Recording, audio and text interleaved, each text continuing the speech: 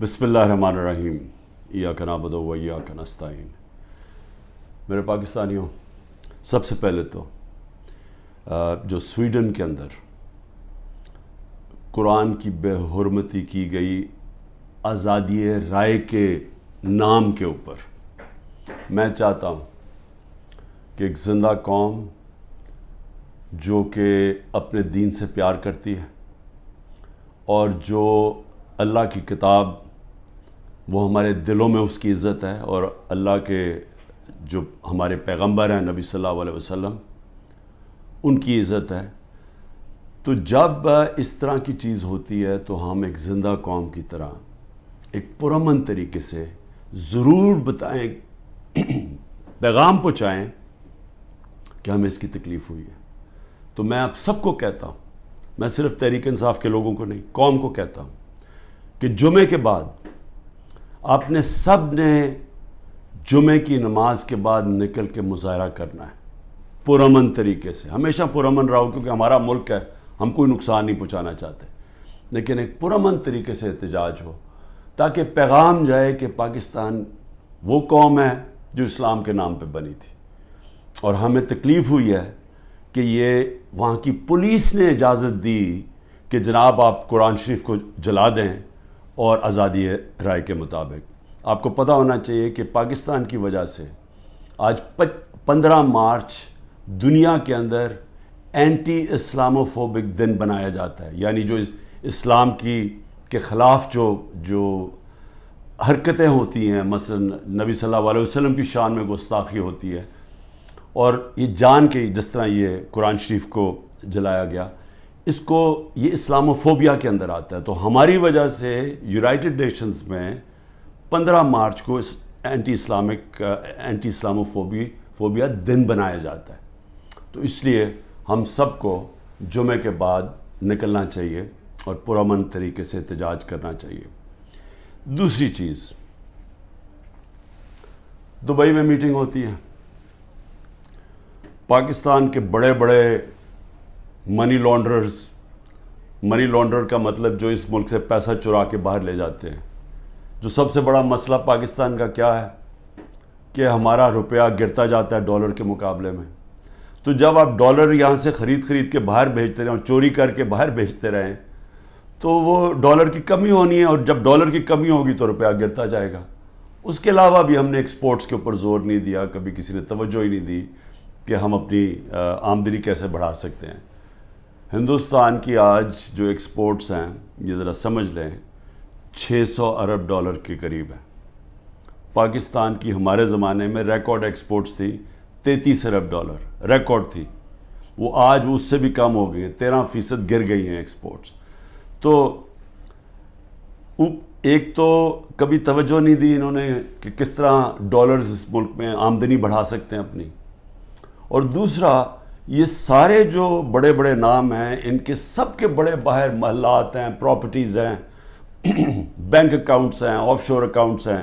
پیناما میں کیا ہوا تھا؟ پیناما میں ایک دنیا کے اندر ایک انکشاف ہوا کہ جنہوں نے بڑے بڑے لیڈرز نے، وزیروں نے اپنے پیسے چھپائے ہوئے تھے باہر کے ملکوں میں کمپنیز کے پیچھے، یعنی کمپنیز کے پیچھے انہوں نے اپنی دولت چھپائی ہوئی تھی، پراپرٹیز لی ہوئی تھی۔ اس میں نواز شریف کی پراپرٹی پکڑی گئی، مریم نواز اس کی مالکہ نکلی، اور وہ لندن کے سب سے مہنگے علاقے میں اربوں روپے کی انہوں نے پراپرٹیز لی ہوئی تھی، جس کو مے فیئر اپارٹمنٹس کہتے ہیں۔ تو وہ انکشاف ہوا تھا، تو پیسہ یہاں سے چوری ہو کے گیا تھا، کیونکہ ابھی تک ایک رسید نہیں بتا سکے کہ پیسہ باہر نکلا کیسے ہے، کدھر سے آمدنی آئی۔ بیٹے کی آمدنی، بیٹے کا جو گھر ہے حسن شریف کا، جو اس نے بیچا ملک ریاض کو، اس کی قیمت تقریباً 18 ارب ہے آج کل کے جو پاؤنڈ، اور 45 ملین پاؤنڈز جو تقریباً 17-18 ارب روپیہ بنتا ہے۔ تو وہ کدھر سے پیسہ آیا؟ تو یہ کوئی نہیں بتا سکتا۔ بیٹے یہاں سے باہر بھاگ گئے کیونکہ وہ بتا نہیں سکتے تھے۔ اسی طرح جو سرے محلہ آصف زرداری نے خریدا وہ بھی یہاں سے پیسہ باہر گیا، حدیبہ پیپر مل وہ بھی پیسہ باہر، تو یہ سب اکٹھے ہو گئے، اور سارے اکٹھے ہو کے بندر بانٹ پاکستان کی ہے کہ اچھا سندھ اس کو دے دیں گے، کراچی فلانے کو دے دیں گے، سینٹرل پنجاب کوئی اور آ جائے گا، پھر نئی پارٹی جو بنی ہے اس کو بھی کوئی سیٹیں مل جائیں گی، فضل الرحمان کو ادھر پختونخوا میں دے دیں گے، اور یہ بس یہ کھچڑی پک جائے گی. تو یہ ساری بندر بانٹ دبئی کے اندر ہو رہی تھی کہ جس طرح کہ کوئی سودا نہیں ہو رہا ہوتا کسی کے اوپر، یہ سودا ہو رہا تھا پاکستان کا. اور کس طرح جو سب سے بڑی پارٹی ہے خوف زدہ ہے کہ اس کو کیسے باہر رکھنا ہے، جس میں عمران خان کی ان کو گنہونے خواب آتے ہیں کہ یہ پتہ نہیں کہ واپس نہ آ جائے، تو اس کو کیسے جیل میں ڈال رہے ہیں. تو میں نے جو آج آپ کے سامنے یہ چیز رکھنا چاہتا ہوں کہ کون سے کیسز ہیں ذرا آپ سمجھ لیں، کیونکہ میں تیار ہوں، انہوں نے ہو سکتا ہے کل پتہ نہیں میری 17-18 بیلیں ہیں، ایک بیل کینسل ہوگی جیل میں چلا جاؤں گا کل، نہیں تو اس کے بعد پھر عدالت میں میرا چکر ہے، اس کے بعد 2 دنوں کے بعد پھر ہوں گا. تو کسی ٹائم پہ بھی انہوں نے پلان بنایا ہوا ہے مجھے جیل میں ڈالنے کا. تو میں یہ چاہتا ہوں کہ پہلے آپ سمجھ جائیں کہ یہ کون سے کیسز ہیں، جن کیسز کے اندر میں صرف آپ کو 7 کیسز بتاتا ہوں جنہوں میں یہ جیل میں مجھے ڈالنے کی کوشش کر رہے ہیں، تاکہ آپ سب کو پتہ چل جائے. اور وہ میں اس لیے چاہتا ہوں کیونکہ میڈیا تو سارا کنٹرولڈ ہے، تو انہوں نے تو وہ ایک دم میڈیا میں پکڑنا ہے اور شور مچا دینا ہے کہ جی عمران کی چوری پکڑی گئی، تو یا چوری پکڑی گئی یا یہ قتل جو جیسے میں شروع کرتا ہوں کہ اس نے قتل کر دیا کسی وکیل کو. تو میں چاہتا ہوں کہ وہ 7 کیسز پہلے آپ سمجھ لیں تاکہ آپ کو سمجھ آ جائے کہ ایک طرف اربوں روپے کے یہ منی لانڈررز کے اوپر کیسز ہیں، شہباز شریف کے اوپر 24 ارب روپے کی کرپشن کیس میں جس کا انڈر ٹرائل تھا جب جنرل باجوہ نے بچا کے تو اس کو وزیر اعظم بنا دیا. اس کے علاوہ جو نواز شریف کی ابھی تک کوئی نہیں بتا سکا، وہ جو اس کی مے فیئر کی پارٹنرز، بیٹوں کے پاس پیسہ، اور یہ تو سامنے ہے، باقیوں کا تو ہمیں پتہ ہی نہیں ہے کہ کتنی ان کی باہر پراپرٹیز ہیں. اسی طرح زرداری کا ہے، اس کی بھی ساری باہر ان کی پراپرٹیز پڑی ہیں. تو ایک تو یہاں سے پیسہ چوری کر کے باہر لے جانے کے الزام ہیں. اب دوسری دفعہ دیکھیں کہ میرے اوپر 170 سے زیادہ کیسز ہیں، لیکن وہ کیسز ہیں کیا؟ تو میں پہلے شروع کرتا ہوں کوئٹہ کا کیس. قتل ہوتا ہے ایک وکیل کا 6 جون کو 10:30 بجے صبح. اب وہ یہ سمجھیں کہ مجھے اس کیس کا پتہ ہی نہیں ہے، یہ کوئی کسی وکیل نے میرے اوپر کیس کیا ہوتا ہے کوئی غداری کا، وہ یعنی اس کا کوئی مجھے نوٹس ہی نہیں آیا، مجھے پتہ ہی نہیں اس کیس کا. پتہ تب چلتا ہے جب ایک دم پتہ یہ جی کہ کیونکہ اتنے زیادہ کیسز تھے تو یہ کیس تو کسی کو اہمیت ہی نہیں، کسی نے مجھے کہا کوئٹہ میں کیس ہے، مجھے پتہ ہی نہیں تھا.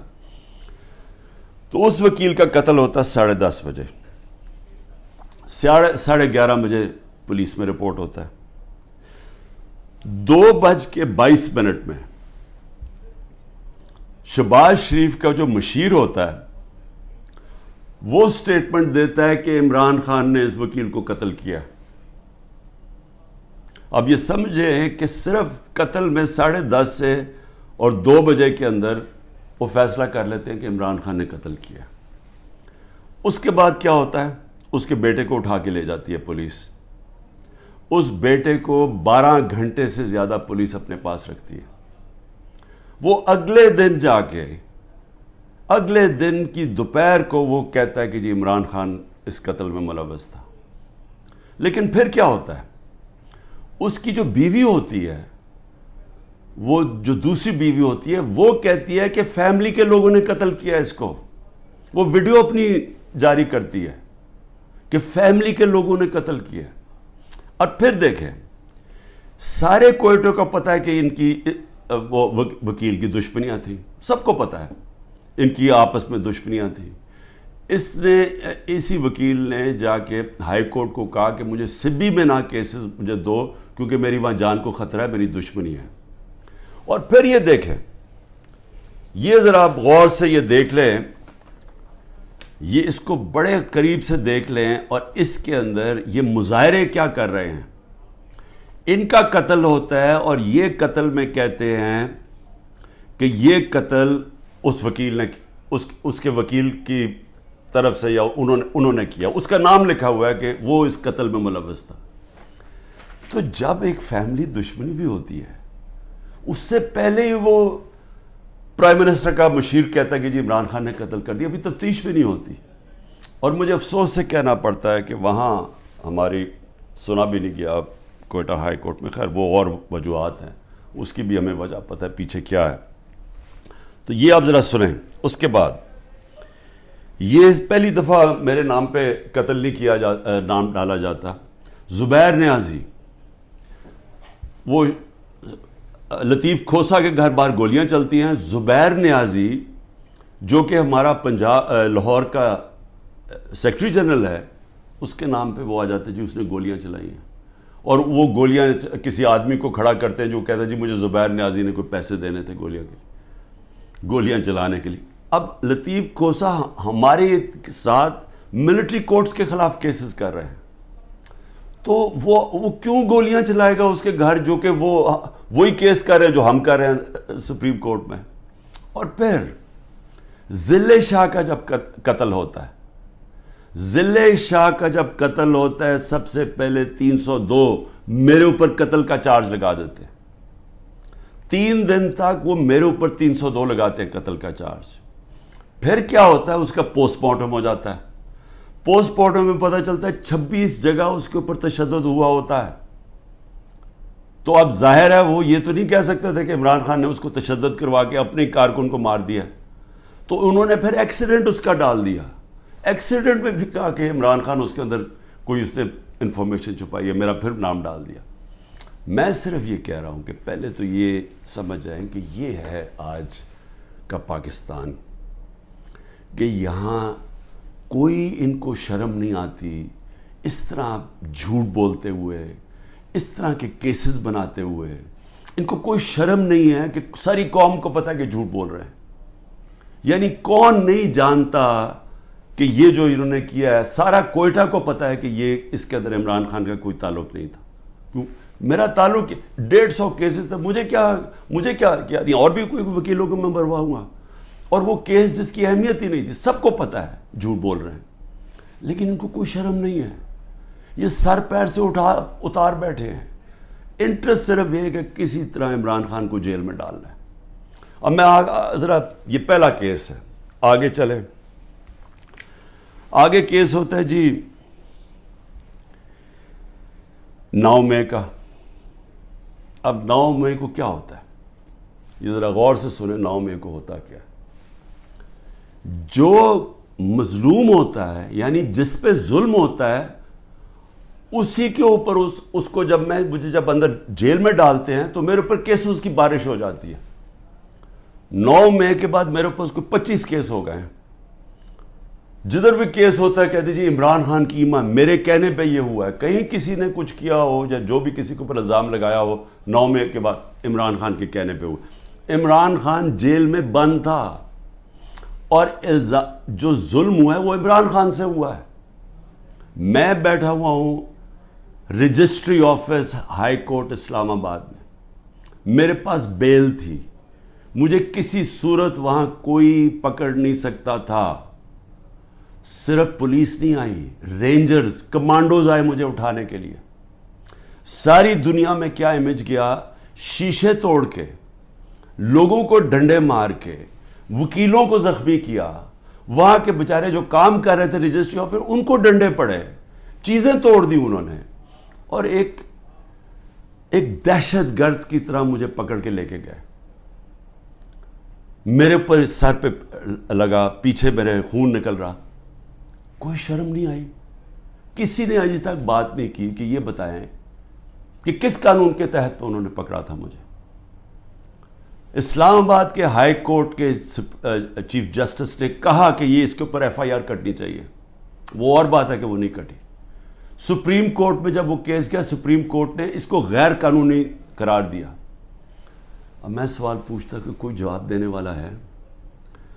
بڑا شور مچا, آئی ایس پی آر صاحب نے کہا کہ جی بڑا توہین ہو گئی, فوج کی توہین ہو گئی.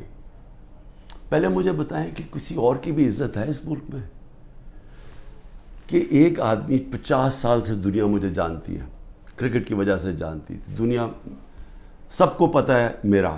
کسی اور پاکستانی کو دنیا نہیں جانتی جو آج مجھے جانتی ہے. ساری دنیا کے اندر وہ خبریں گئی, وہ دکھایا مجھے جس طرح پکڑ کے لے کے جا رہے ہیں کہ جس طرح کوئی پتہ نہیں کوئی مجرم ہے, دہشت گرد ہے. پھر کہا جی کرپشن کیس پہ لے کے جا رہے ہیں. وہ کرپشن کیس کے اوپر بھی میں آنے لگا ہوں. اور لوگوں کو جو اس طرح ڈنڈے مارے انہوں نے, کوئی پوچھنے والا نہیں ہے, کیونکہ وہ طاقتور ہے, وہ سب کچھ کر سکتا ہے. جو مظلوم ہے, جن سے ظلم ہوا, اس کو ہی پکڑ کے اسی کے اوپر کیسز کرنے شروع کر دیے. جیل میں بند ہے اور کیسز شروع ہو گئے کہ جی اس کی ایما کے اوپر یہ ہوا ہے تو اس کی وجہ سے یہ ہوا ہے. اور جی کوئی ملٹری کورٹ سب پتہ چلیں گے کہ جو بتائیں گے اصل میں کتنا بڑا وہ غداری کر رہا تھا عمران خان قوم کے ساتھ. میں ذرا آگے چلوں. کسی نے آج تک بات نہیں کی, اور میں یہ خاص طور پہ اپنی آج قوم کو بتانا چاہتا ہوں کہ کیوں میں آپ کو کہتا ہوں حقیقی آزادی کی یہ جہاد ہے. یہ پولیٹکس نہیں ہے, یہ جہاد ہے. ہم غلام ہیں. غلاموں کے کوئی حقوق نہیں ہوتے.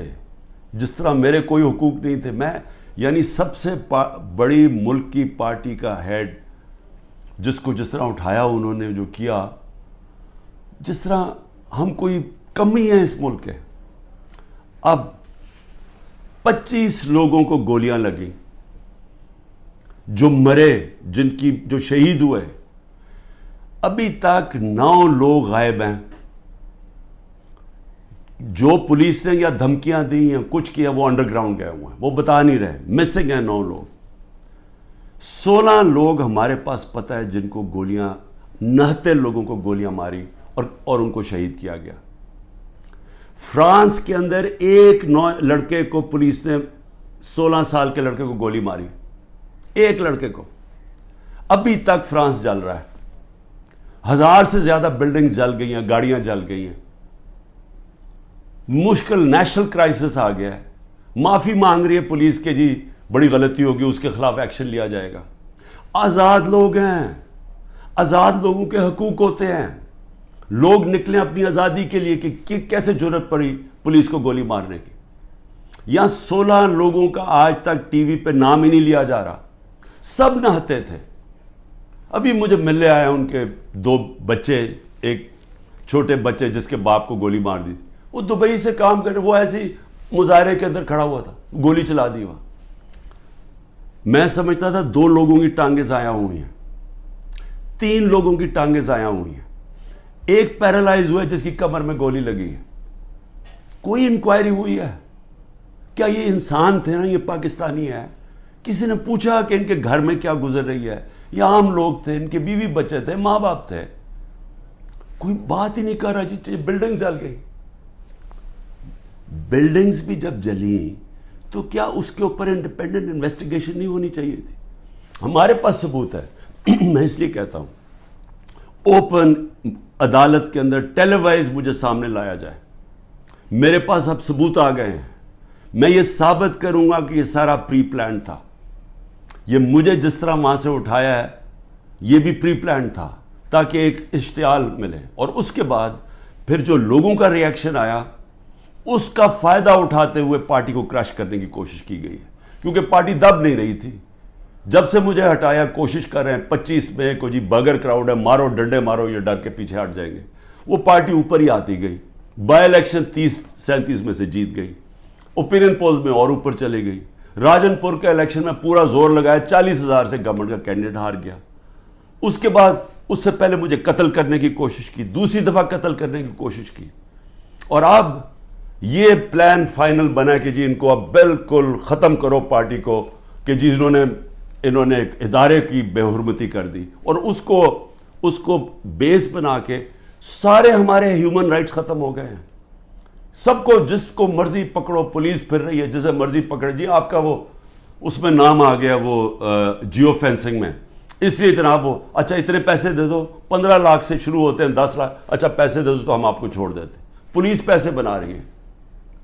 ہر جگہ لوگوں کو پکڑ رہے ہیں. اب جدھر نام لوگوں کے گھروں میں گھس رہے ہیں, گھر توڑ رہے ہیں, گھر لوٹ رہے ہیں, بچے پکڑ کے لے گئے ہیں. عورتوں کو نہیں بخشا. کبھی میں نے یہ دن نہیں دیکھ رہے تھے کہ عورتوں کو نہیں بخشا.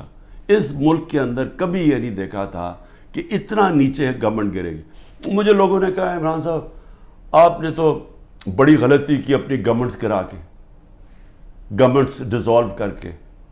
میں نے اپنی گورنمنٹس ڈیزالو آئین کے مطابق کی تھی. میں اپنے سمجھتا تھا کہ ہمارے ملک میں ہمارے سارے وکلا، ہمارے سارے ججز آئین کے ساتھ کھڑے ہو جائیں گے. 90 دن میں الیکشن ہونے تھے. چیف جسٹس اور سپریم کورٹ اناؤنس کرتے ہیں الیکشن 14 مئی کو. گورنمنٹ آئین کی پرواہ نہیں کرتی. اب گورنمنٹ کہتی ہے کہ جی اگر ملٹری کورٹس اگر اس نے خلاف فیصلہ کیا سپریم کورٹ نے تو ہم سپریم کورٹ کے فیصلے نہیں مانیں گے. تو رہ کیا گیا پھر؟ تو رہ تو یہی کیا کہ ڈنڈے سے اب اپنے ساروں کو کنٹرول کرنا ہے.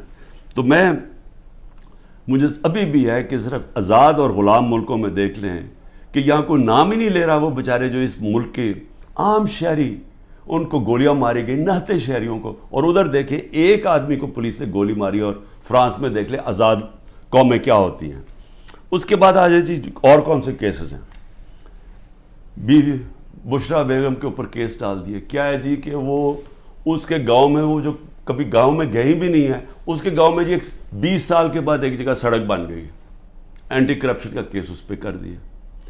میری چھوٹی بہن عظمیٰ، اس کے اوپر اینٹی کرپشن مجھے بیچ میں ڈال دیا کہ جی میں جب پرائم منسٹر تھا میں نے اس کو بڑی سستی کوئی زمین دلوا دی ہے یا لوگوں سے قبضہ کر کے.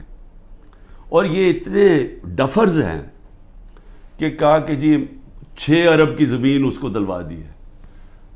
ان کو اتنا نہیں پتا کہ وہ چیک سے اس نے پیسے دیے. پہلے تو وہ چیکس کے پیسے، ذرا یہ چیک نمبر دیکھ لیں کہ اس نے پہلا چیک کس دن دیا؟ 25 اپریل 2022 کو. عمران خان پرائم منسٹر نہیں تھا. عمران خان 9 اپریل کو پرائم منسٹر نہیں ختم ہو گیا تھا.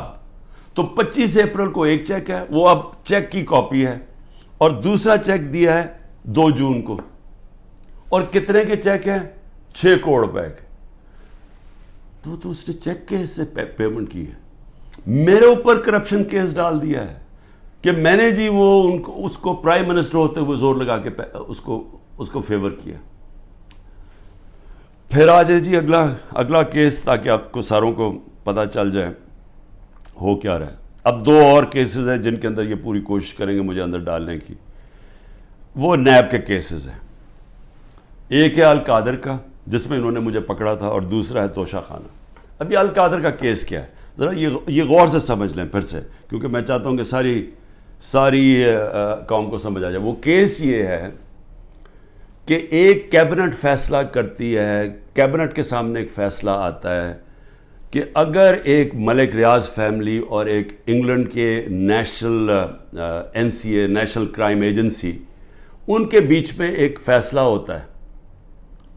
وہ کہتے ہیں پرائیویٹ، ان کے بیچ میں فیصلہ ہوتا ہے. وہ یہ کہتے ہیں کہ اگر آپ، ہماری کیبنٹ کے سامنے آتا ہے کہ اگر آپ اس کو فیصلے کو کانفیڈینشیل رکھیں گے، صرف کیبنٹ سے، عدالت سے نہیں، اگر کیبنٹ میں کانفیڈینشیل رکھیں گے تو 190 ملین پاؤنڈ پاکستان میں آ جائے گا سپریم کورٹ کے اکاؤنٹ میں.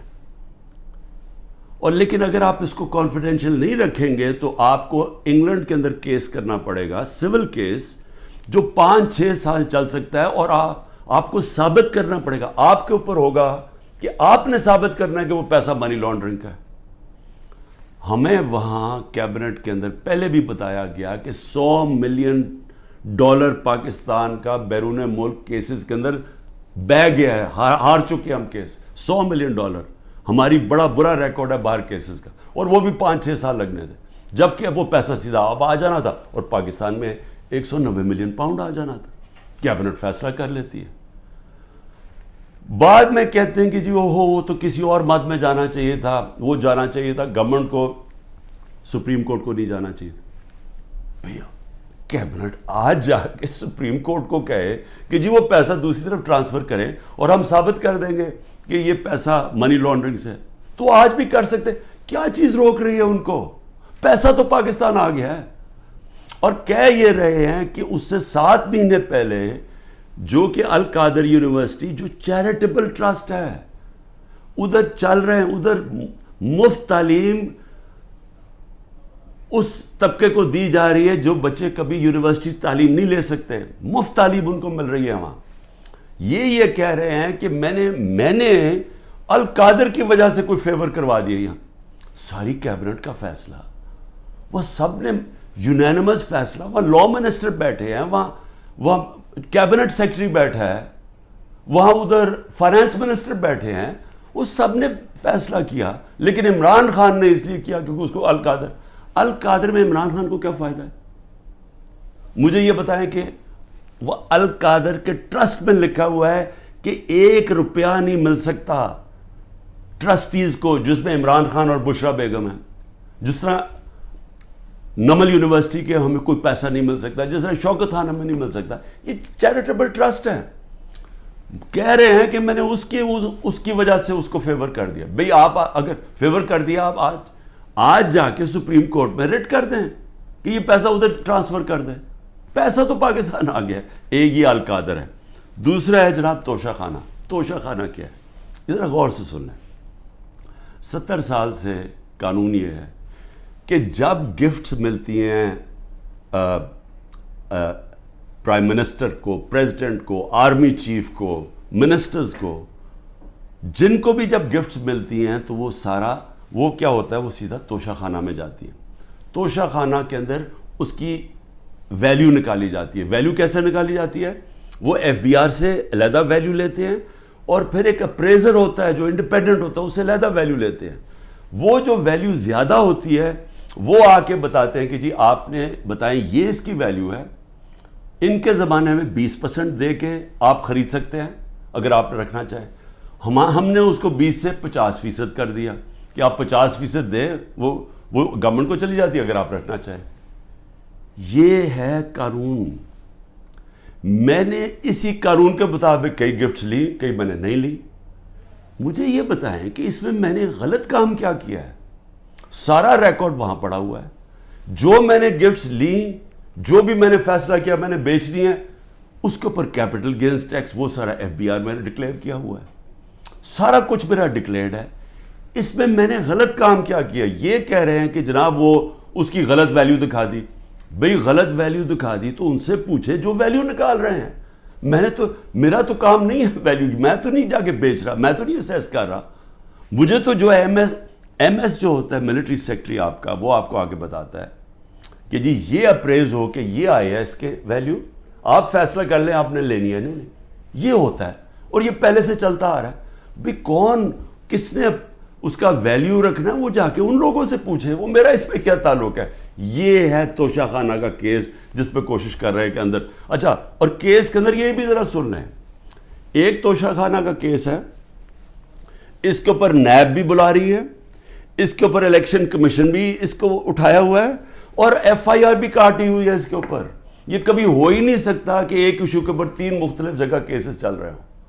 تو صرف اور صرف میں اس طرح بتانا چاہتا ہوں کہ یہ جو مذاق ہو رہا ہے میرے ساتھ, اب تک 170 کیس ہو چکے ہیں اور بڑھتے جا رہے ہیں ہر تیسرے دن. لیکن میں جو آخر میں کہنا چاہتا ہوں اپنی قوم سے, دیکھیں جس طرح اب ہم جا رہے ہیں نا, یہاں حکومت نہ کسی آئین کی پرواہ کر رہی ہے, کوئی آئین کی فکر نہیں ہے ان کو. اداروں کو انہوں نے تباہ کر دیا, کیونکہ اداروں کا 1 پوائنٹ ایجنڈا ہے کہ کسی نہ کسی طرح تحریک انصاف کو ختم کیا جائے. کیوں ختم کیا جائے؟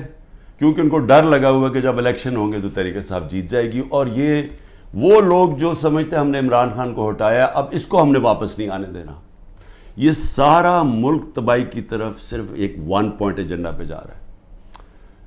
اب میں اپنی قوم کو کیا کہنا چاہتا ہوں, دیکھیں ہم نے فیصلہ کرنا ہے کہ کیا ہم نے اب اس خوف کی زنجیروں کے اندر اپنے آپ کو غلام رکھنا ہے. میں نے آپ کو بتا دیا کہ آزاد قوموں کے اندر ایسی چیزیں نہیں ہوتی. کوئی کسی کی جرت نہیں ہوتی آئین کے خلاف جانے کی, کسی کی جرت عدالت کے فیصلوں کے خلاف جانے کی نہیں ہوتی. کوئی کسی کو اس طرح اغوا نہیں کر سکتا جس طرح مجھے اٹھا رہے تھے, جس طرح عمران ریاض کو غائب کر دیا. اب عمران ریاض کا کیا کام تھا مجھے بتائیں, اس کا کیا تعلق ہے جو 9 مئی کو ہوا ہے, اس کو کیوں ابھی تک غائب کیا ہوا ہے؟ یہ صرف اور صرف ظلم کر رہے ہیں, ڈرا رہے ہیں, دھمکا رہے ہیں لوگوں کو غلام بنانے کے لیے کہ ہم یہ ان کے خوف کے غلام بن جائیں. میں اپنی آج قوم کو کہنا چاہتا ہوں کہ دیکھیں آپ کو یہ, اب میں اپنی ٹیم جو میرے لوگ ابھی چھپے بھی ہوئے ہیں سارے انڈر گراؤنڈ میں, میں سب کو اب کہنا چاہتا ہوں کہ دیکھیں وقت آ گیا، یہ لوگوں کے گھروں کے اندر گھس کے جو گھر کی عورتوں سے کر رہے ہیں، بچے اٹھا کے لے جاتے ہیں، گھر توڑ دیتے ہیں، گھر لوٹ لیتے ہیں، یہ ہزاروں گھروں سے کر رہے ہیں، پختونخوا کے اندر گاڑیاں اٹھا کے لے جاتے ہیں، جو بھی پی ٹی آئی کا ملے، رشتہ دار ملے، کوئی بھی، میں ساری قوم کو کہہ رہا ہوں کہ کیا آپ یہ برداشت کرنے کے لیے تیار ہیں؟ کیونکہ یہ آج ہمارے سے ہو رہا ہے، یہ سب سے ہوگا۔ جب پولیس سے آپ غلط کام کرواتے ہیں اور پولیس کو چھوڑا ہوا ہے کہ وہ کسی کو بھی کہہ کہ جی تمہارا جیو فینسنگ میں نام آیا اتنے پیسے دے دو، اگر آپ پولیس فورس بھی تباہ کر رہے ہیں، ادارے سارے تباہ ہو گئے ہیں، یہ جو نیب ہے، کیا نیب کی اہمیت رہ گئی ہے کہ اتنے بڑے ڈاکو ان سارے کے کیسز معاف کر دیے ہیں؟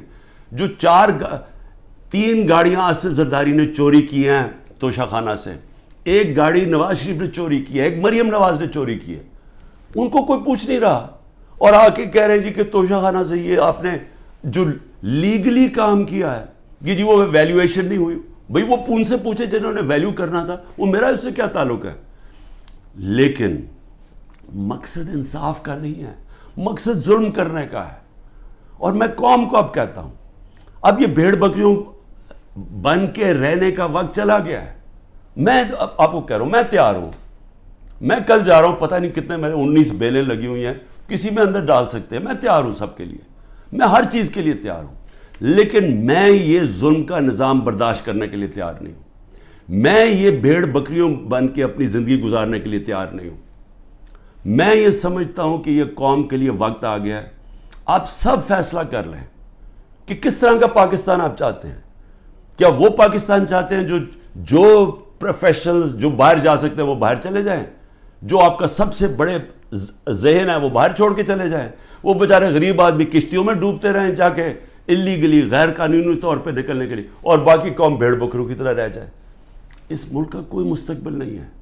وہ مجھے افسوس سے کہنا پڑتا ہے کہ وہ ساتھ ہمارا ملک جس تیزی سے آگے جا رہا ہے اور جس تیزی سے اس میں اور ہمارے میں فاصلے بڑھتے جا رہے ہیں، یعنی ہر طرح وہ آگے نکل گئے ہیں، ہمیں سوچنا چاہیے کہ اگر ہم اسی طرح چلتے رہے اور یہ چوروں کے نیچے اگر یہ بندر بانٹ کر رہے ہیں کہ جی ملک ہم بھیڑ بکری ہیں، جی آپ ادھر وہ لے لو، وہ سندھ لے لے، وہ کراچی لے لے، وہ یہ لے لے، وہ پختونخوا لے لے آپس میں، اور ہم جس طرح کے بھیڑوں کی طرح کبھی ادھر سے، کوئی مستقبل نہیں ہے اس کا۔ اور اس لیے میں اپنی اب سب لوگوں کو کہہ رہا ہوں، تیاری کریں، آپ پرامن احتجاج ہمارا حق ہے۔ پہلے تو جمعے کو نکلے نا، جو انہوں نے کیا ہے، جو پتہ چلے کہ یہ زندہ قوم ہے، کم از کم ہماری آواز نکلنی چاہیے، اور پرامن، میں ہمیشہ کہتا ہوں پرامن رہے۔ میں نے کبھی اپنے 27 سال میں کبھی انتشار کی بات نہیں، کیونکہ یہ میرا ملک ہے، توڑ پھوڑ کریں گے میرے ملک کو نقصان ہوگا۔ میں نے ان چوروں کی طرح باہر تو نہیں ہے میری کوئی پراپرٹیز، میں نے تو نہیں باہر بھاگنا، انہوں نے تو ابھی میں آپ کو کہہ رہا ہوں کہ جب انہوں نے الیکشن اناؤنس ہی ہوا، انہوں میں سے لوگوں نے باہر بھاگنا شروع کر دینا، کیونکہ ان کو پتہ ہے کہ ان کا جو انہوں نے کیا ہے اس ملک کے ساتھ، ان کو پتہ ہے کہ قوم نے ان کو بخشنا نہیں ہے، انہوں نے بھاگنا باہر۔ اس لیے اپنی قوم کو میں کہہ رہا ہوں کہ آپ کے پاس اب 2 راستے ہیں، غلامی کے اور حقیقی آزادی کے۔ لا الہ الا اللہ، کوئی نہیں ہے خدا اللہ کے سوا، ہم کسی ظالم کے سامنے اور یہ ظلم کا نظام اور یہ خوف کے سامنے ہم جھکنے والے نہیں ہیں۔ ہم نبی صلی اللہ علیہ وسلم، محمد مصطفیٰ، دنیا کے سب سے عظیم لیڈر، ہم ان کی امت ہیں، اور وقت آ گیا ہے کہ ہم اب اپنا سٹینڈ لیں اور پرامن طریقے سے تیاری کریں نکلنے کے لیے سڑکوں پہ۔ پاکستان زندہ باد۔